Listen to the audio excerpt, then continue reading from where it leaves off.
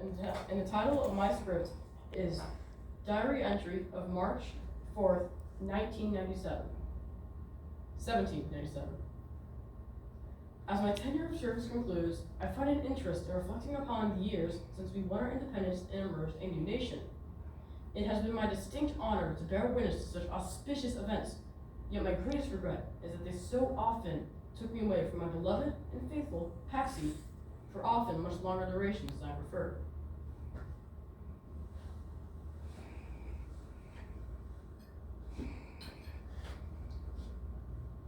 Regarding the Articles of Confederation, there was such a necessity, but happened at a time when public trust for a firm hand of government was very low.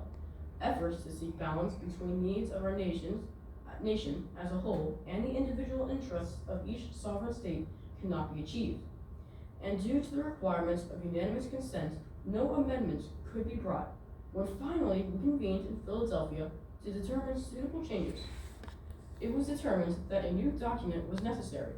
We further determined that a stronger centralized government that provided for a chief executive, courts, taxing powers were called for. Debate was fierce. Federalists, championed by Alexander Hamilton, saw the need for a central bank and federal powers.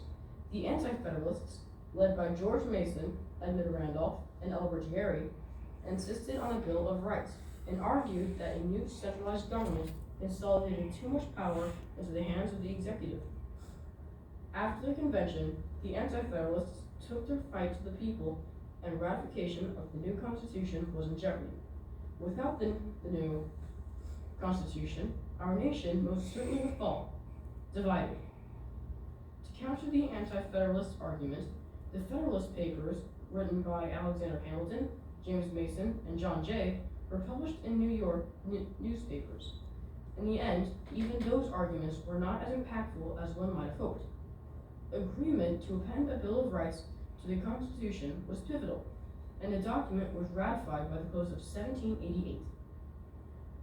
As the Electoral College unanimously elected me to be the first president, I was uncomfortable with such a great amount of power, leaving Mount Vernon again, having resigned my post as colonel at the conclusion of the Revolution, 5 years prior. I was reluctant to embark on this new journey. Arriving in New York, I wasted not a moment. I asked Thomas Jefferson to be my first Secretary of State. At the time, he was serving in Paris, with several other ministers carrying out diplomatic activities designed to improve our trade relations and agreements. I also asked Robert Morris to serve as my Treasury Secretary. However, he was unavailable and recommended I ask Alexander Hamilton. Hamilton, in my estimation, was the antithesis of Jefferson, and he readily accepted my invitation. Very soon after assuming his post, Hamilton proposed a number of measures to begin developing our monetary policies and trade relationships, drawing heavily upon precedent and riding on public finance.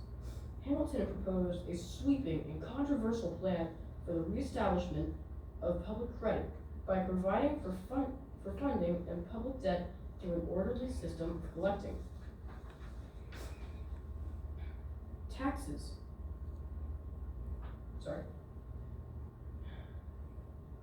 Hamilton proposed a sweeping controversial plan for reestablishment of public credit by providing for funding and public debt through an orderly system of collecting taxes. The plan also included federal assumption of debts contracted by the states during the Revolution. Hamilton fervently believed that his model had the greatest potential to bring tranquility and prosperity and stability to our nation. Generally, I'm in accord with his ideas. As federal assumption of war debts of the states, I believe he is correct. Following the war for independence, the economies of the states were in disarray, and our people were weary. Many soldiers who fought our battles had not received payment. The necessity to stabilize our economy was urgent. We also were in debt to other nations, Spain, Holland, and France, who aided us during the war. Therefore, in order to protect the public interest, it was necessary and proper for our new government to levy taxes.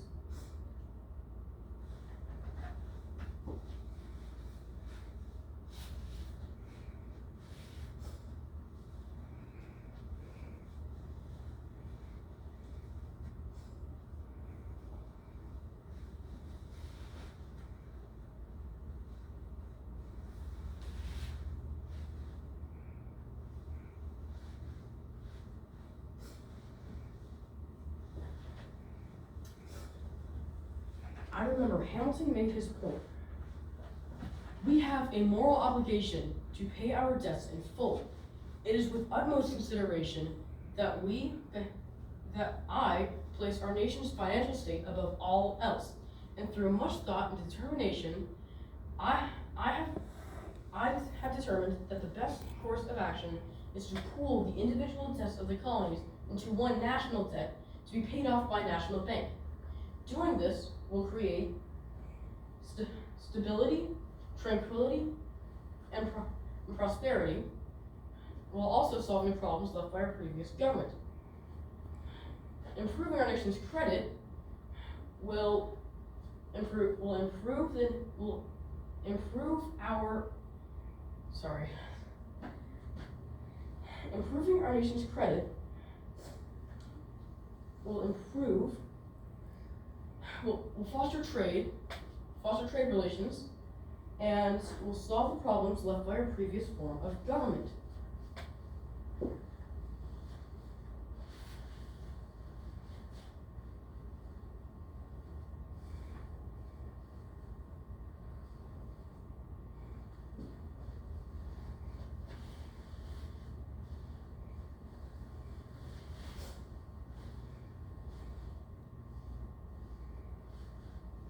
I, Thomas Jefferson, require that we restructure the new taxes and reduce the amount Virginia paid by $1.5 million.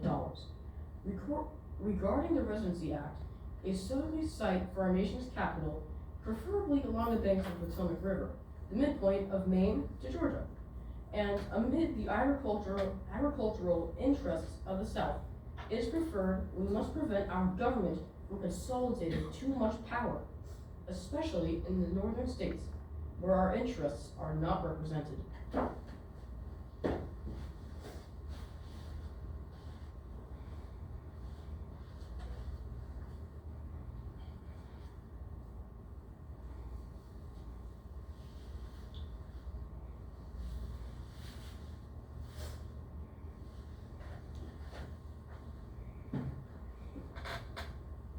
At the same time that Congress debated Hamilton's Funding Act, there was growing concern about where the new seat of government would be located.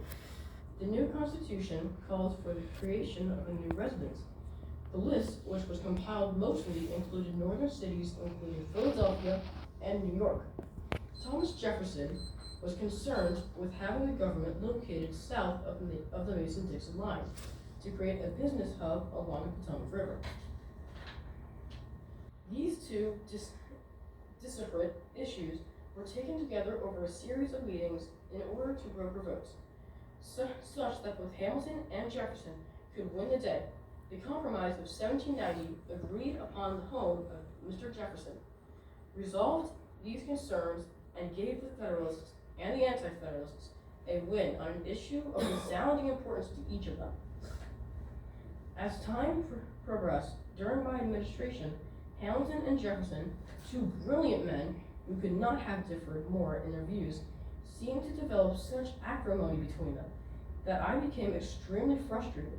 I am loath to say they pushed me to the point of raising my voice at them as if they were two children having a squabble. Ultimately, it was something of a relief when Jefferson resigned, claiming retirement. Hamilton took his leave the following year. While they tried my patience regularly, my administration was the better for having the imprint of both. I conclude thus for today, yours faithfully, George Washington. Hamilton's plans were groundbreaking. The success of our strong central government with a priority on matters of taxation and trade continues today. America trade relationships around the world not only produce revenue, they also foster diplomacy between countries. This has not changed since America remained neutral during the French Revolution, but continues to trade with both France and Britain. Because America remained neutral, we were able to establish new trade relationships with additional countries as well. During that time of European upheaval, instead of becoming involved in a war that we were not equipped to fight, America focused on rebuilding and growth. By 1800, revenue from foreign trade had doubled approximately every 3 years. This development set our country on a course for prosperity that continues today. Another important aspect of the funding is surely the addition of the Bill of Rights to our Constitution. The Constitution, as well as our amendments to it, continues to evolve with contemporary times. The many changes in interpretations have allowed this cornerstone of our nation to grow and remain relevant over 200 years after its adoption. With the current total of 27 amendments, our country retains its stability and continues to support a populous and contemporary issues that our founders could not have foreseen.